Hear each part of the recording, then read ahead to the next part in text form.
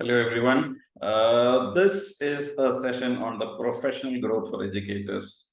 There comes a time in our profession when stagnation appears. You work for 10 years, 15 years, 20 years, and then you feel that you are stuck at the same place, right? Because what happens over a period of time in the journey of a teacher is that since we have a horizontal,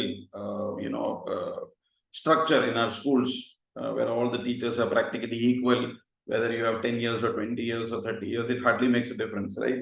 So this course is basically for those teachers who feel that they have stagnated in their roles and they can do much more. And you can reach out to much more people. You can do so many other things besides what you're already doing in your schools, and how to become better at your profession and become professionals. So you find this word professionals in lawyers, doctors, engineers, but teachers are not put in that same category as professionals, right? So teaching is not considered at the same level. They don't come at par with engineers, doctors, or lawyers. The reason is very simple, because most of the teaching community are very happy, in their small little cocoon, teaching children and coming back.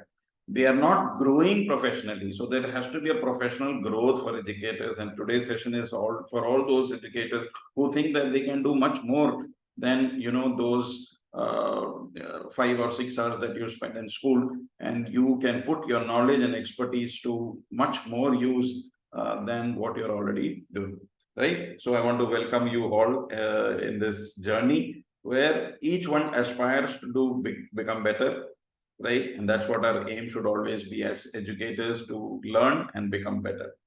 So most important is that although however good we have, we need to become professionals. Everybody by birth is not a professional. We become professional by virtue of the courses that we attend, by virtue of our expertise, by virtue of our experience. So we need to develop, number one, communication skills. Without communication skills, nothing is going to happen.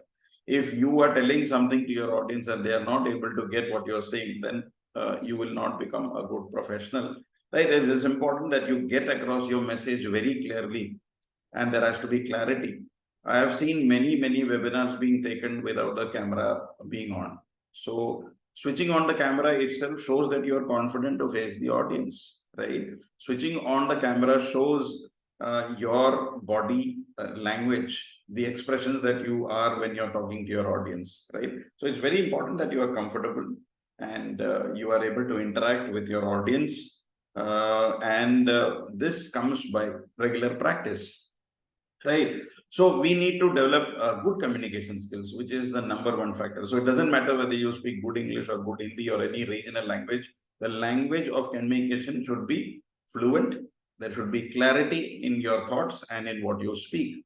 And obviously, all these skills will come because of the training that you acquire, or as I said, because of your experience and expertise, right? So we need to look for courses which will make us better, right? So for that, we need to introspect. Introspect means we need to discover ourselves. What are we good at? Because we cannot become a resource person of a topic where we have no idea at all. For example, if I'm not a counselor, I cannot take a topic which is related to counseling a child. I may have a basic idea, but I cannot become a professional in that. I am a maths teacher, so I can become a professional in the subject mathematics. I can become a subject expert in that. Because of my experience, I can probably give tips on how to be, present your ideas in a better way. You could take a session on classroom management or lesson planning or curriculum development, whatever is the area of your expertise, right? So these are different areas which you have to think by a self-introspection. You have to discover what is your niche. Now that is important, because I have many people ringing, sir, which topic should I take as a resource person? Now I cannot advise you on that, because I really don't know what you're good at. So there is a self-discovery process for that. And that's, I think, a very important process, because once we know our strength, then we can, work on that, become better on that. So, and once we know our weakness, we can also work on that. And therefore, the self-reflection or the self-assessment is the first and most important thing to identify. Why are people calling us? What do we talk on? What type of clubs are we associated with? What do we generally read? All this gives you a clue on what are your interests. Because unless we know our interests, we cannot take a session on that. We have to be passionate about what we speak. We should not be reading out texts. It should all come, fluently based on your own personal experiences about the topic that you are speaking, right? So today's session about professional development is totally based on my experience of launching the Delhi Teachers Forum, then the All India Educators Forum, and now the Global Teachers Forum, which is actively conducting webinars in 21 countries. And we have more than 500 resource persons associated with us and empowering themselves and other thousands of educators on an everyday basis. And some of them are, reached international levels also as SDG global ambassadors. Some have, opened their own corporates, organizations which are into professional training. So, there's no end to the growth. The growth depends on how much of time and how much of passion you have for your development. Your development lies only in your hands. We cannot blame any circumstances for this, right? So I have seen even from rural areas, there are people who have reached national and international levels training others. So it doesn't matter, your background doesn't matter. What matters is your skill, or if you have the ability to pick up those skills. Okay, we don't all have skills, but we can always learn how to do certain things. So we need to enroll for courses and get ourselves trained for those. So once we are able to identify our strength, then our training programs that we are going to do will be very, very effective. So we need to have an action plan. How am I going to improve myself in the coming days, coming months, coming years, right? So the next step is action research. Now, nothing happens without research. Whenever we are decided on a course of action, we cannot jump into the well just like that. We need to know what is the depth of the water in that, otherwise we will sink, right? We need to find out what is the temperature of the water. We need to find out what is the quality of the water. So it's important that a research is important, a survey is important, that I am going to do what, where, how, when. All these questions you need to ask yourself. You don't have to ask anyone else. You have to ask yourself, how am I going to prepare for this? Where am I going to get the content for this? How am I going to prepare the PowerPoints? How am I going to implement my whole program? How am I going to make the modules? So I need to do the research. The content has to be researched content, not that you are speaking something according to your whims and fancies. It cannot be ideologies, loose ideologies, okay? Because these are concrete sessions. It has to be research-based. And therefore, everything should be research-based, survey-based, evidence-based, statistically proved structures need to be given to the audience. So it's important that we collect data whenever we are looking for a professional development course. It is important that the person who develops that course has done a research. So based on the research only, the success of the candidates will occur, right? So it's important that we research our projects, we collect sufficient data, and based on those evidences and the conclusions, we developed good programs for ourselves and for others, right? So research is a very, very important aspect of this. Now we come to the mentoring part. Always find yourself learning from somebody who's better than you. There will always be somebody better than you. So you can learn from YouTube, you can learn from n number of sources which are available. World is an open place right now. It has opened up tremendously. The best of universities are offering courses now at very, very affordable prices, and some even free of cost. So mentoring is very important. You need to take help from people who are better than you. Now, the All India Educators Forum themselves are organizing a mentorship program for all the people who are interested in training others. And many of you who are attending this probably have undergone this mentorship program, and now you are training others, thousands of people, others. So you become a resource person. After 5 sessions, you become a master trainer, and then after 25 sessions, you become a global ambassador. And once you become a master trainer, there's no limit. You can become a CBSE resource person, NCRT resource person. So what happens is that when you find a good mentor, either online or offline or whatever, or you have that conviction that I will be able to develop myself, then what happens? You can develop yourself professionally by reading. Books are the best friend. Or if you don't have time to read books, then online videos, so many online videos are available, podcasts are available. There's no dearth of material right now in this century at all. In the olden times, we had to, go to a library physically to find out books on particular topics. Now, at the click of a button, all information is in front of us. So we need to join programs. As I said, we have a mentorship program to become, so that you become resource person and you start becoming, you develop yourself professionally and you train others. So programs like this are organized by CENTA. Programs like this are organized by the Tata Institute of Social Science. There was an innovative ambassador program by CBSE. Join all these programs so that you become better versions of yourself. We need to become better versions of ourselves so that our professional growth happens and we do not stagnate. The moment stagnation appears, then we are not teaching for the passion, we are teaching only for our salaries. And that's the biggest thing, worst mistake that can happen, because you will come back home very tired. You will come back cribbing that this happened, that happened, and all that. And if you are happy, then work becomes pleasure. Work becomes your passion, right? So we need to find our niche and work towards it. Go for some mentorship program which you feel is going to uplift yourself and so that you become better. Many of you are attending this webinar. Why? Because you felt that I have to do something. So the first step is that you need to feel. 90% of our teachers are, feeling that, okay, I'm very happy the way I am. Nothing is going to happen to them.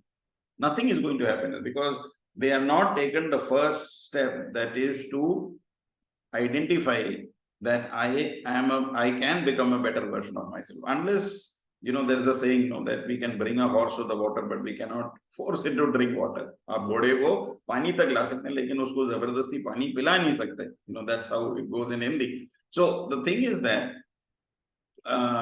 we as teachers, first of all, need to identify the need to grow professionally.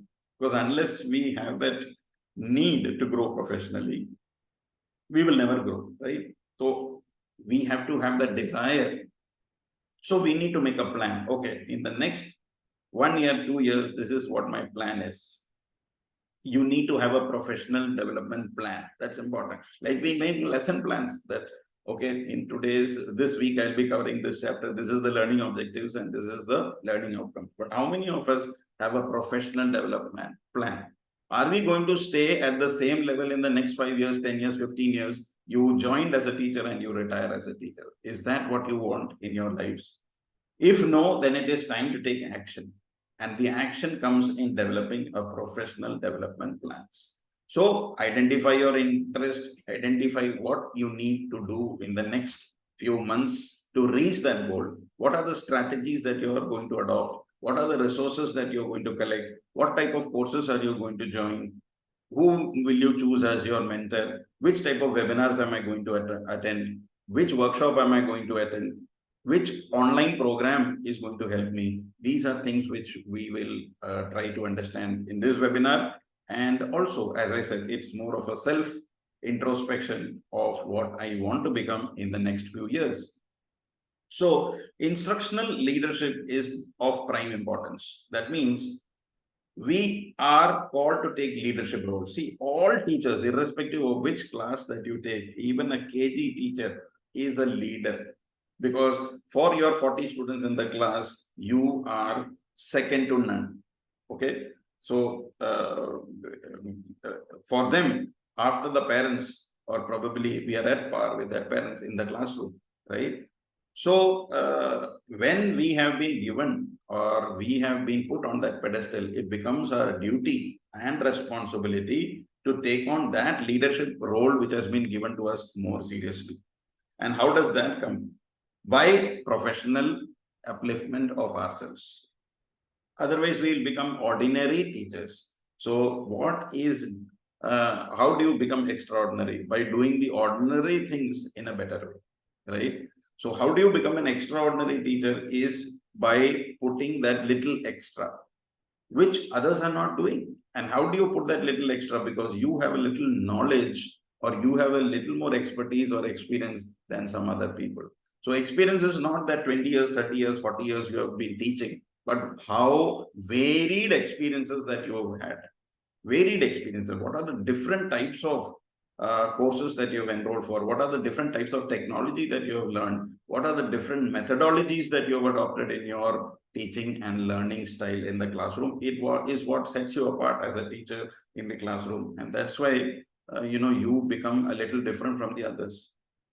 So we need to support our colleagues as well. You have to become, when you become leaders, everybody will come to you for guidance. How to do this, sir? How to do this, ma'am? So you will find that some teachers have this ability to give good advice to others. Why? Because they are more well-read than us, because they are more exposed to the educational system than us.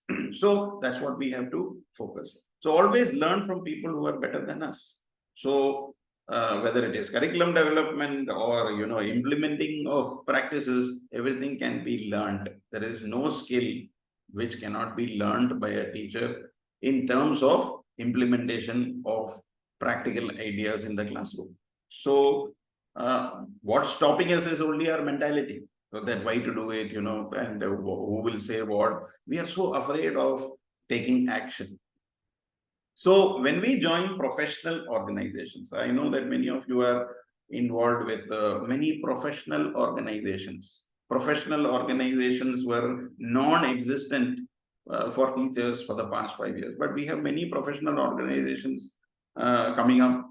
One of which is the All India Educators Forum, which you have joined.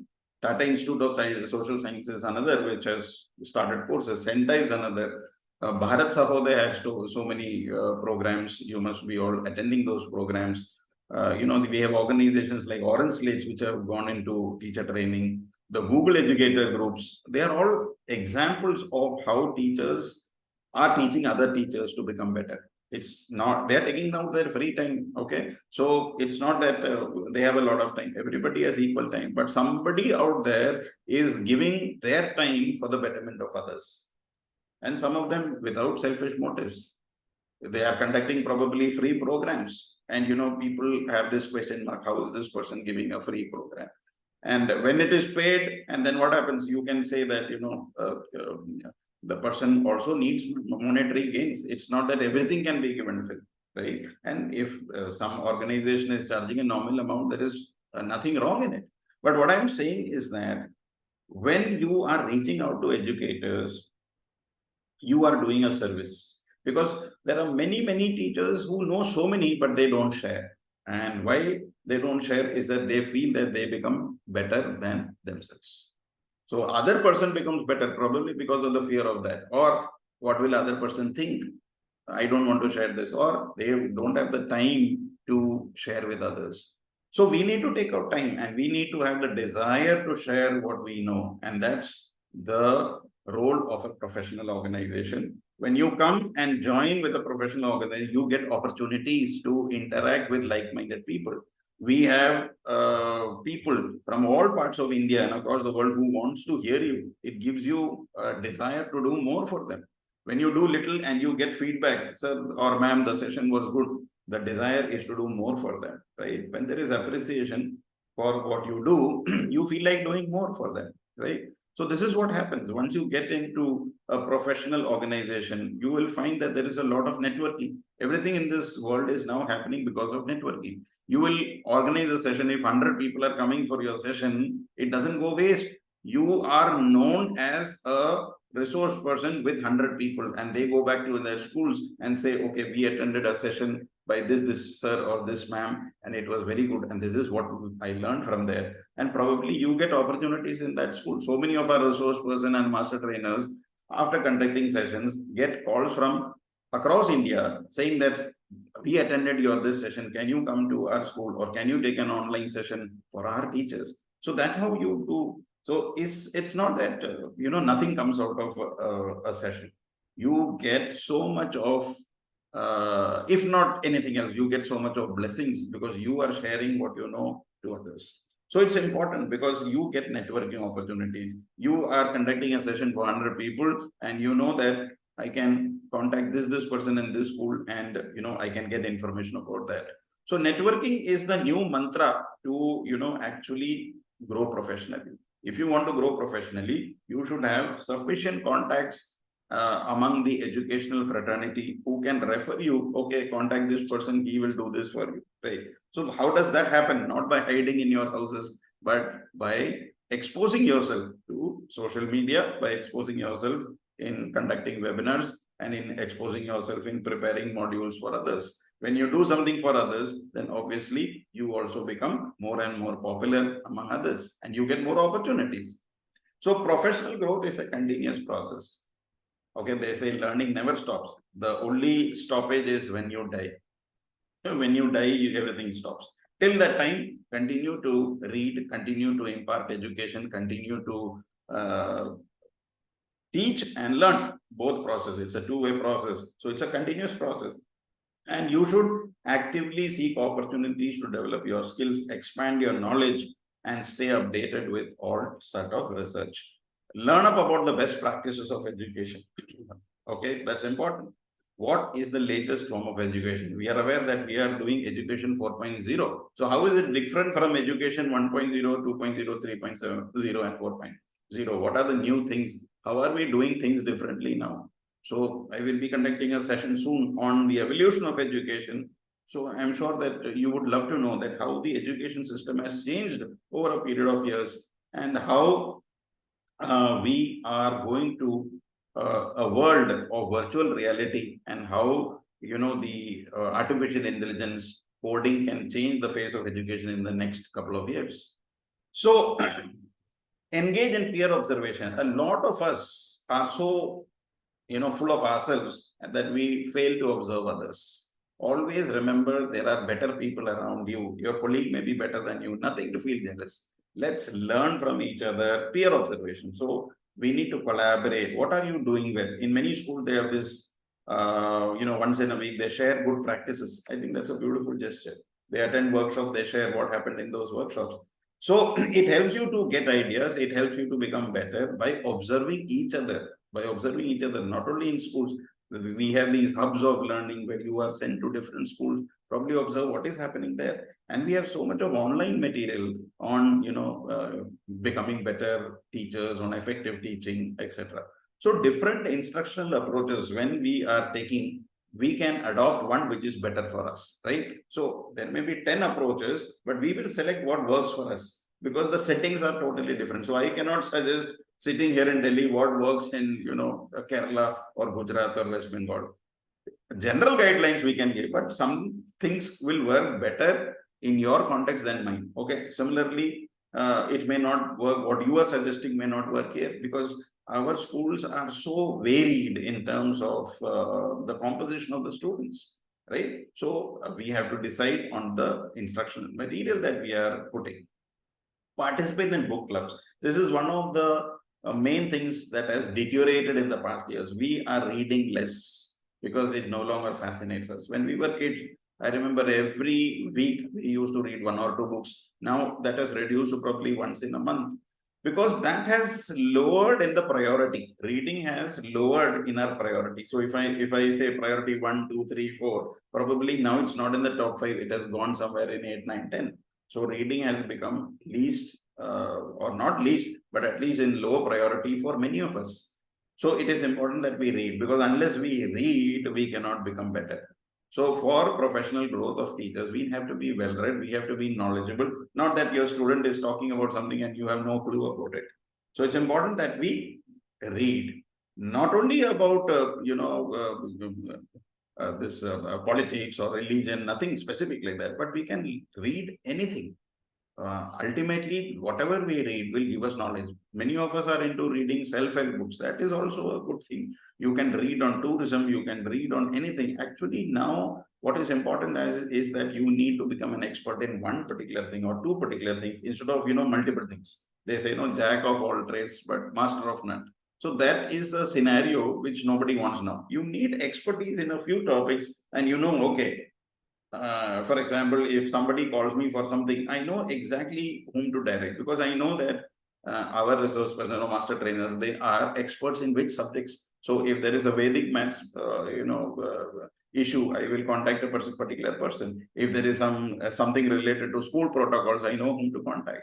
So because they have built their expertise on those areas. So it's important that we build our expertise in those areas. So whenever there is an issue, they know exactly whom to contact. So once you build that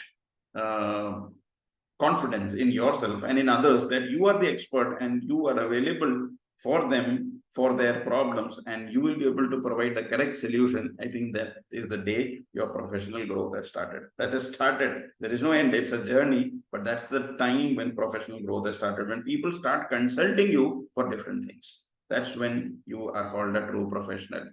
Engage in writing. Again, just like reading, writing has taken a backseat. Now it's an age of computers, so everything is typing, writing is less. So even if you're typing, I think it's an important thing to document everything that you do. Many of us do not document things. We are documenting official things, yes, but our knowledge, our experiences, are we putting it on paper? Many of you are authors probably. I think that's a beautiful way of keeping a record or expressing yourself about what you do. It's so engage yourself in reflective writing, something which is close to your heart. Write on that. Is it on gender, sensitivity, or it can be anything on the globalization that is happening, the climate change, or as how to become global citizens, whatever comes into your mind, or the sustainable development goals given by the United Nations. It can be on anything, any topic which fascinates you. Write on it, and then earlier times we used to spend so much money, give to the publisher, then only your book gets published. Now you can do it free of cost on the Kindle, isn't it? Go to Amazon Kindle, upload your book, in 24 hours your book becomes online. So there's no costing involved. So we cannot give an excuse that it's too expensive. It's now because there is, you can upload it free of cost on Kindle, and there will be hundreds of people reading it for their benefit and for the benefit of their kids. So writing regularly keeps your thoughts in action, so that others are also inspired by what you do. How do we come to know what you do unless you tell us? So either you have to speak by conducting session, or you have to write. So find out how you are going to grow professionally. People should grow professionally by doing all these things: conducting sessions, by reading, by joining book clubs, by joining professional organizations, right? And you have to identify in what way can I grow further. Okay, not remain only as a teacher till I retire. What more can we do? How can we collaborate with other departments, right? So now the CBSE has introduced multidisciplinary projects. So how can I collaborate as a maths teacher? How I can collaborate with the English teacher, science teacher? Now there is so many projects going on STEM, science, technology, engineering, maths, or STEAM projects where science, technology, English, engineering is combined with arts. Okay, STEAM, so arts, and of course mathematics. And then what happens is that when you are collaborating with so many people and many people are sharing their insights, then obviously that project has more value than a simple maths project or an English project. Are we doing these subjects in as a singular subject, or are we trying to integrate the education system so that our children become better versions of themselves, right? They should know exactly that it is not separate subjects. Everything is for a common cause, and that's how the STEM and STEAM projects are excellent. Multidisciplinary projects are excellent because we are integrating this. So when we talk to different departments, we also are getting enriched by their ideas and their insights, and we get a lot of resources. So that becomes an important part of our professional development as well. You attend a lot of subject-specific conferences. A lot of conferences are being organized these days. Attend subject-specific conferences because when you are interacting with, let's say, 100 English teachers or 100 science teachers, that energy itself is at a different level. So many ideas will come. There will be so many people who want to share something what they did in their classroom. You are also being given offers to speak in such sessions. So don't hesitate. If somebody is giving you an opportunity that, sir or ma'am, why don't you take a session on this? Don't hesitate. Please go ahead and do it, because that boosts your confidence. And when you go through it, you'll realize that for conducting one session, how many hours of training is required. You are collecting resources, you are practicing that probably, you are collecting content, you are taking a survey before that. So, and you are, watching your body language, your facial expression. So many things are there. And every session that you take is going to be a learning experience, and you become better and better over a period of time, right? And then you know how to prepare a script. You can go impromptu, and based on your expertise, you can go on speaking, and people are going to find value from the words that you are giving to them. So you can become an expert speaker. People will call you as a panelist in many panel discussions that are going on. And when you are going for the subject specific conference, you make a name for yourself as a subject expert, right? So writing books is a very important thing in this. For example, when I go for maths conferences, I have seen what sets all the other maths teachers apart from the others is that if you're an author, people know you. Okay, people know R.S. Agarwal and R.D. Sharma and all those because they are authors. So when you are an author or you have written some book, which is for the students or for the teachers, then you are a known person, and that sets you apart. So that's why I said, when you have something to write, please go ahead and write. It could be a small book of 25, 30 pages, but do write, because that sets you apart, So how are we different from the others is what sets you apart, right? So, or we want to be just another face in the crowd. If you have 100 people, are you going to be one of those faces in the crowd, or do you want to stand apart?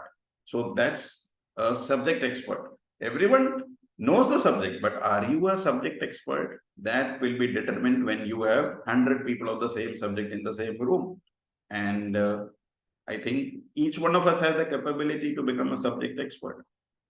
And for that, what we need to do, explore innovative teaching strategies. With the normal teaching strategies, nothing is going to work. The old strategies are not working anymore. Constantly, we have to innovate. So research and experiment, gamification is going on in a big way.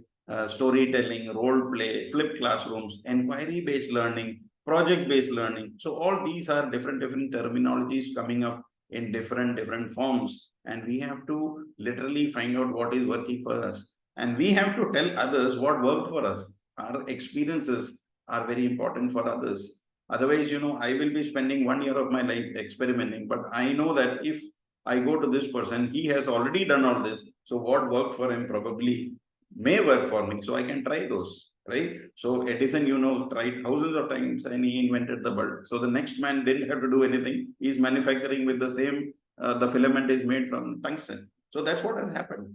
So when somebody has done something good, then we can easily replicate in our own classroom. So that's why we have to keep innovating, so that when we are innovators, something works, then that works for others as well. That's why we need to collaborate.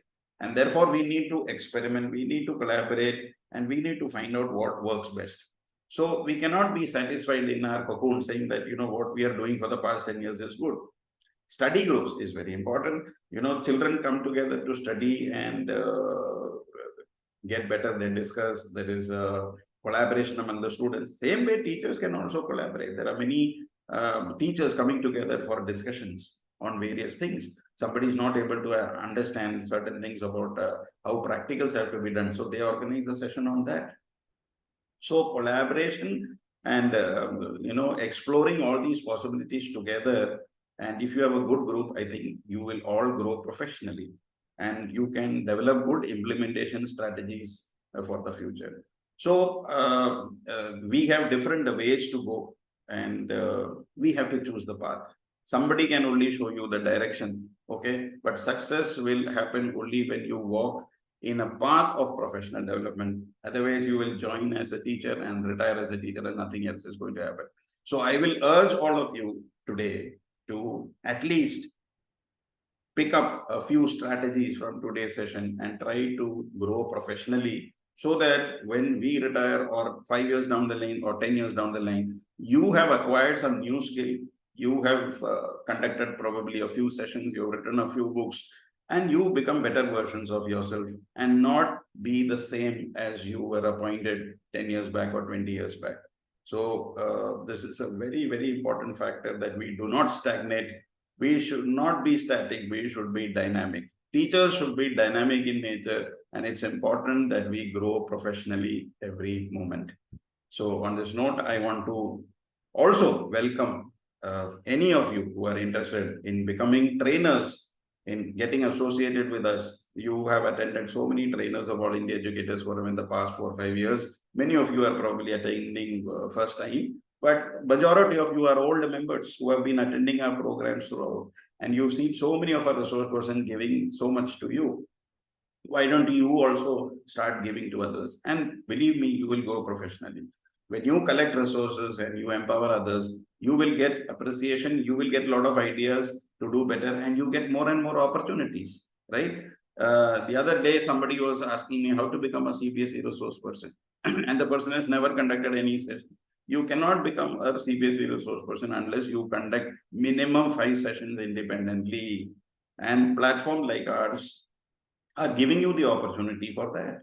So you can conduct sessions, you can record them and upload the URL on the CBSE site. There is a site there. See, when you go to the CBSE training portal, there is a you have to click on becoming a trainer. When you click there, in that form, you will give all your details, and then there is a column there. What are the sessions that you have taken? Give the URL. And this is where 99% of the people, abandon the form because they have never conducted anything. So that is why I'm inviting you all. Our platform is your platform. Please do empower yourself and others by conducting sessions for others. And it's important that we don't sit in our cocoon and be happy that I am a teacher and I enjoy listening to others. Let me not do anything. At the same time, if some of you are having the capability, please do come forward and conduct sessions, write books, join book clubs. As I told you, so many strategies I gave so that you can grow professionally, and you will never retire. The teacher never retires. So you will never retire from teaching others till, the Lord Almighty calls us. So we can continue the good work that we are having forever and ever, right? So thank you. And I hope some of you are going to take this session seriously and make a promise that, yes, today my life is going to change, and the next few months, this is what my trajectory of my life will be, and this is what I'm going to do. And you are going to take some concrete steps. Not that the session is over, I got my certificate and it's finished. You make a promise to yourself that, yes, I'm going to become a better version of myself. Thank you.